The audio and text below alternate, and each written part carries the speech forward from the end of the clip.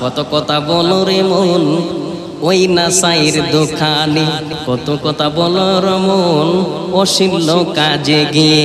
একদিন তোমার ডাক আসিবে ওই না অন্ধকার কবরে, কথা কোন ঠিক কিনা? তখন তুমি ফালাইবা কই ও মানুষ দেখো না রে, ফালাইবার রাস্তা নাই তোমার, যাওয়ার জায়গা নাই রে। ওই দিন কই যাইবা, ডানে তাকাবা মাটি,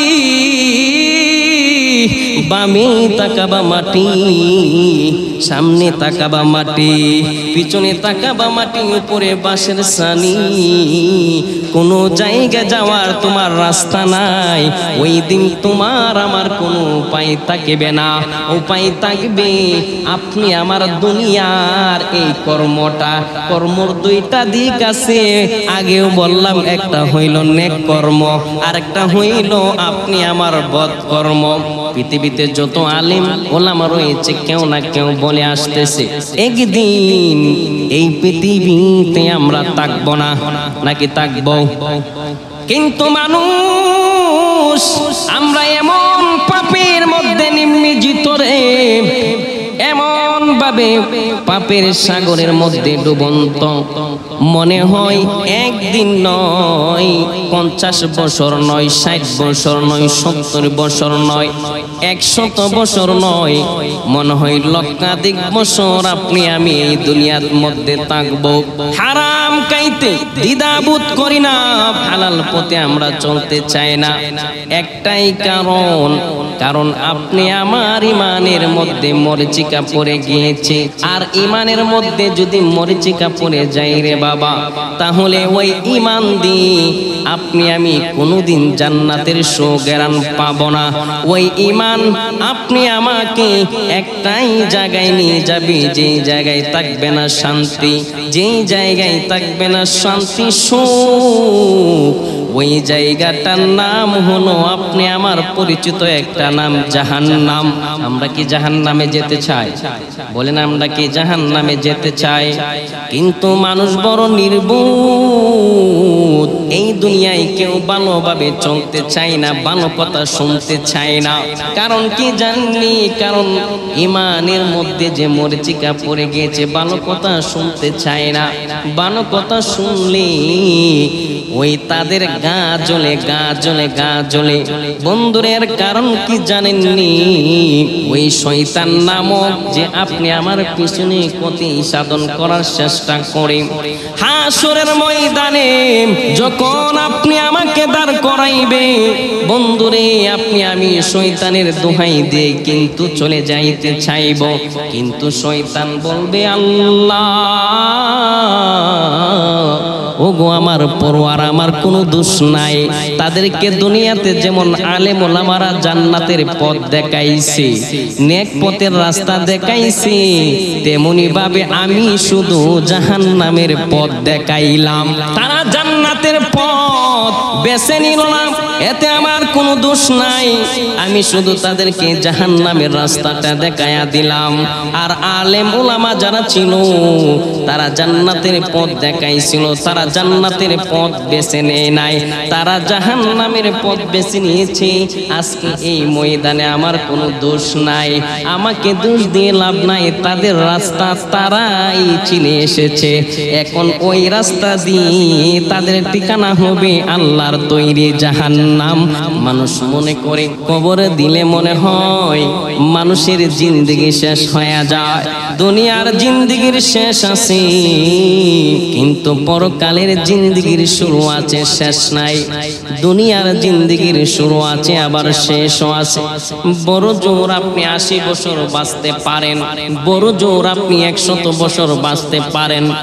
তারপরে যখন আল্লাহ রাব্বুল আলামিন আপনি আমাকে ওই হাসরের ময়দানে উঠাইবে, যেই মাটি দ্বারা আপনি আমার দেহকে আল্লাহ বানাইছিল, ওই মাটি থেকে আপনি আমাকে আবার পুনঃ উত্তোলন করা হবে। আল্লাহ বলেন, মিনহা খালাকনাকুম, আমি মাটি থেকে আমি তোমাদেরকে সৃষ্টি করেছি, মাটি থেকে আমি তোমাদেরকে সৃষ্টি করেছি। ওয়া ফিহা নুঈদুকুম, আমি মাটিতেই তোমাদেরকে ফিরায়া আনিব। আচ্ছা বলেন তো, দুনিয়াতে যত মানুষ মারা যায় তাদেরকে কি মাটির উপরে রাখা হয়? আল্লাহ বলতেছেন আমি মাটি থেকেই তোমাদেরকে সৃষ্টি করেছি, আবার মাটিতে আমি তোমাকে ফিরিয়া আনিব। ওয়া মিনহা নুখরিজুকুম তারাতান উখরা, এবং এই মাটি থেকে একদিন আমি পুনরায় তোমাদেরকে বের করে আনব। জবান খুলে বলেন না সুবহানাল্লাহ। একই দিন আমার নাম হবে লাশ, হবে নিও না, ওই তো না, একই দিন আমার নাম হবে লাশ। সাদা কাপড় পরবে দেহ, রবে না আপন কেহ, সাদা কাপড় পরবে দেহ, রবে না আপন কেহ, বন্ধ হবে রে নিঃশ্বাস। একই দিন আমার নাম হবে লাশ। গাইলে কি গুনাহ হবে? গাইলে দিলটা নরম হবে। বলেন একই দিন আমার নাম হবে লাশ। সাদা কাপড় পরবে দেহ, রবে না আপন কেহ, সাদা কাপড় পরবে দেহ, ওর মন রবে না আপন কেহ, বন্ধ হবে রে নিঃশ্বাস। একই দিন আমার নাম হবে লাশ, একই দিন আমার নাম হবে লাশ। জবানটা খুলে বলেন না আল্লাহু আকবার। যেদিন আপনি আমার এই দেহটা লাশ হয়ে যাবে রে, ডানে তাকাবেন বামে তাকাবেন, আপন বলতে কেহ পাবেন না। আপন বলতে আপনি আমার দুইটা দিক তাকিবে, একটা হইল দুনিয়ার পাপ কর্ম, আরেকটা হইল আপনি আমার নেক কর্ম রে বন্ধু। একটা হইল বুঝে নিবেন, একটা হইল পাপ কর্ম, একটা হইল আপনি আমার নেক কর্ম। নেক কর্ম আপনাকে জান্নাতে নিয়ে যাবে, আর পাপ কর্ম আপনি আমাকে জাহান্নামে নিয়ে যাবে। এখন আমি আপনাদের এই মহল্লার ইমাম সাহেব হিসেবে বুঝাইতে পারি, ভাই জান্নাতের পথে চলেন, আপনি চললেন না আমার কোনো অসুবিধা নাই। ভাই জাহান্নাম থেকে বাঁচার চেষ্টা করেন, আপনি চললেন না আমার কোনো অসুবিধা নাই। দিন শেষে কিন্তু এই মসজিদের মাইক দিয়ে একদিন ইমাম সাহেব হুজুর বলবে অমুক বাড়ির তমুক মারা গিয়েছি, ইন্না লিল্লাহি ওয়া ইন্না ইলাইহি রাজিউন। যে ইমাম একদিন বলবে মাইক দিয়ে, সেই ইমাম একদিন মাঠ থেকে মাইক দিয়ে বলবে লোকটা কেমন ছিল, লোকটা কেমন ছিল রে। লোকটার সম্বন্ধে শুধু যদি ভালো হয় বলবে, আবার না ভালো হইলেও সামাজিক দৃষ্টিকোণ থেকে সে ভালো বলার চেষ্টা করবে। কিন্তু জেনে রাখুন আল্লাহ মানুষের জবানের দিকটা বেশি দেখে না, আল্লাহ মানুষের হৃদয়ের অন্তরের দিকটা দেখে। আর অন্তরের দিকটা দেখে আপনি আমার আমলে যা আছে আল্লাহ কবুল করে নেন। জবান খুলে বলেন না সুবহানাল্লাহ। কত কথা বলো রে মন ওই নাসাইর দোকানে, কত কথা বলো রে মন ওই নাসাইর দোকানে, কত কথা বলো রে মন অশীল কাজে গিয়ে। একদিন তোমার ডাক আসিবে ওই না অন্ধকার কবরে, কথা কোন ঠিক কিনা? তখন তুমি ফালাইবা কই ও মানুষ দেখো না রে, ফালাইবার রাস্তা নাই তোমার, যাওয়ার জায়গা নাই রে। ওই দিন কই যাইবা, ডানে তাকাবা মাটি, বামে তাকাবা মাটি, সামনে তাকাবা মাটি। পিছনে তাকাবা মাটি উপরে বাঁশের ছানি কোনো জায়গা যাওয়ার তোমার রাস্তা নাই ওই দিন তোমার আমার কোনো উপায় থাকবে না উপায় থাকবে আপনি আমার দুনিয়ার এই কর্মর দুইটা দিক আছে আগেও বললাম একটা হইল নেক কর্ম আর একটা হইল আপনি আমার বদ কর্ম নেক কর্ম আপনি আমার কবরকে আলোকিত করবেন আর বদকর্ম অন্ধকার কবরকে আরো হাজার হাজার গুণ অন্ধকার করে দিবে ওইখানে আপনি চিৎকার চেঁচামেচি করতে থাকবেন চিৎকার করতে থাকবেন আপনার চিৎকার কেউ শুনবে না আপনার চিৎকার কেউ শুনবে না হঠাৎ করে গায়েবী ভাবে একটা আওয়াজ আসবে তুমি কেন চিৎকার চেঁচামেচি করতেছো ওই লোকটা বলবে আমার বড় বই করতেছি একদিন আমার আশেপাশে কত আপনজন ছিল কিন্তু এখন কোনো আপনজন নাই এখন আমার ভয় করতেছে গায়েবী ভাবে আওয়াজ আসবে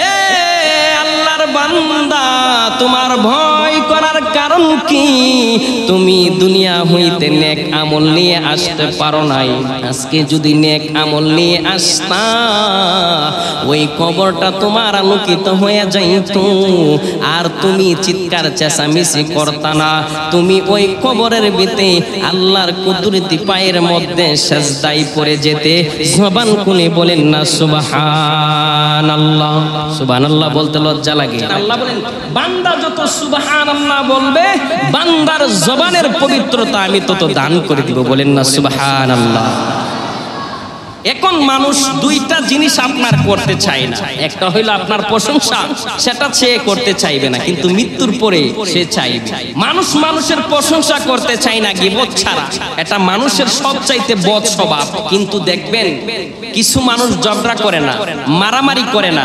অশ্লীলভাবে টাকা উড়ায় না কিন্তু তার দশ সম্পদ থাকে না বিপদের পরে বিপদ পড়ে কারণ কি জানেননি সে জবানের হেফাজত করে না সে রাস্তা বাহির হইলে গিবত কথা বললে গিবত পাঁচজন মানুষের তো চললে গিবত মানে যে কোনো ময়দানে যায় ওই ময়দানের মধ্যে শুধু সে গিবত আর গিবত করে আল্লাহ রাসূল বলে যে গিবত করলো সে যেন তার ধ্বংস ডাকিয়ে আনিল তো কিয়ামত মৃত্যুর সাথে সম্পর্ক আছে কিনা এখন কিয়ামতের আলামত হলো একটা হইলো কিয়ামতের আলামতের মধ্যে সুগরা মানে ছোট ছোট আলামত আরেকটি আলামত হলো কুবরা মানে বড় বড় আলামত তো সুগরা আলামত হলো মানুষ যখন হারাম খাইবে হারামটারে সে হারাম মনে করবে না মানুষ যখন সুদ খাবে সুদ খাওয়াটাকে সে স্বাভাবিক মনে করবে যখন সুদ খাবে সুদ খাওয়াটাকে সে স্বাভাবিক মনে করবে একটা ব্যবসা মনে করবে একটা বাণিজ্য মনে করবে মানুষ যখন জিনা করবে জিনা করাটাকে সে স্বাভাবিক মনে করবে বর্তমান সমাজে জিনা ব্যভিচার আছে কি নাই এটা কিয়ামতের আলামত তারপরে যাকাত দিবে না যাকাত দেওয়াটাকে তার ক্ষতি মনে করবে এটাও কিয়ামতের আলামত এবং ভাই ভাইয়ের হক মেরে দিবে ভাই বোনের হক মেরে দিবে এটাও একটা কিয়ামতের আলামত আপনার মসজিদ হোক ওয়াজের ময়দান হোক যে কোনো মাজালিসুল কুরআন হোক মাজালিসুল রাসূল হোক রাসূলের মজলিস হোক কোরআনের মজলিস হোক মাজালিসুল্লাহ হোক আল্লাহর মজলিস হোক ওই সব মজলিস থেকে যত নেক কথা বলবে ওই নেক কথাগুলো মানুষ গ্রহণ করবে না গ্রহণ করার ক্ষমতা থাকবে না এটা হইল কিয়ামতের আলামত আর আলেম উলামার মান দিন দিন কমবে সমাজের কিছু মানুষ দ্বারা আল্লাহর কাছে আলেম উলামার মান থাকবে কিন্তু সমাজে আলেম উলামার মান কমতে থাকবে কিছু মানুষ দ্বারা এটা হলো কিয়ামতের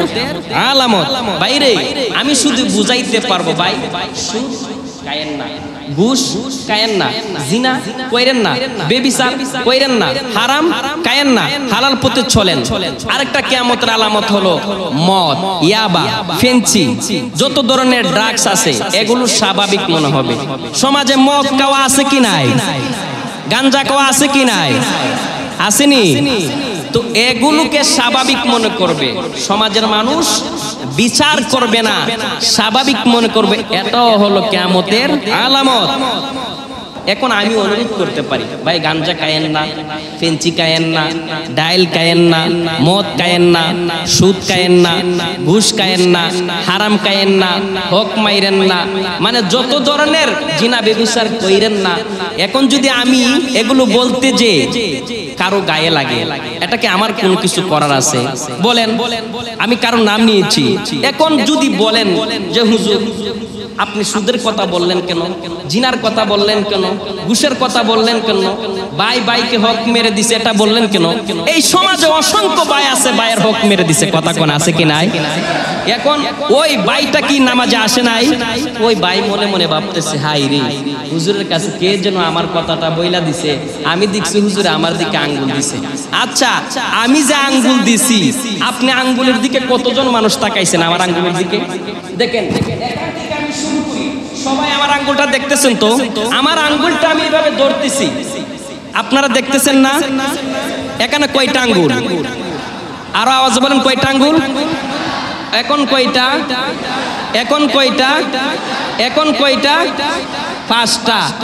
তো পাঁচটা আঙ্গুলের হিসাব আপনারা জানেন। সুদ ছাড়তে হবে এটা জানেন না, ঘুষ ছাড়তে হবে এটা জানেন না। যে বড় বাইরের হক মেরে দিছে, হুজুর তা আমারও বলছে, কে যেন বলে দিছে। ওই যে সুরের মনে পুলিশ পুলিশ, সুরের মনে কি পুলিশ পুলিশ। যে বড় সুদ খায়, আহাই রে হুজুর জানে কে সুদের কথা হুজুরকে বলে দিছে, হুজুর আজকে সুদের বয়ানটা করছে। যে বড় ঘুষ খায়, আহাই রে হুজুরের কাছে জানে কে আমার কথা বলে দিছে। আসলে সুরের মনে পুলিশ পুলিশ। ভাই ওয়াজ দিতে হবে একমাত্র হেদায়েতের উদ্দেশ্যে। ওয়াজ যদি আপনি হেদায়েতের উদ্দেশ্যে না নেন, তাহলে আপনার ইহজগৎ পরজগৎ নষ্ট হয়ে যাবে। এটা হুজুরের ফায়দা না, হুজুরের ফায়দা এটাই, হুজুরের কথা শুনে যদি আপনি পরিবর্তন হন, তাহলে হুজুরের সওয়াব আছে। আপনার যেমন সওয়াব আছে, হুজুরেরও সওয়াব আছে। এই জন্য পরিবর্তন হওয়ার চেষ্টা করবেন বাবারে। পরিবর্তন না হইলে আপনি কিন্তু এই কবর জগৎ সুন্দর করতে পারবেন না। আল্লাহ যেন সকলকে হেদায়েত দান করে, সবাই বলেন আমিন।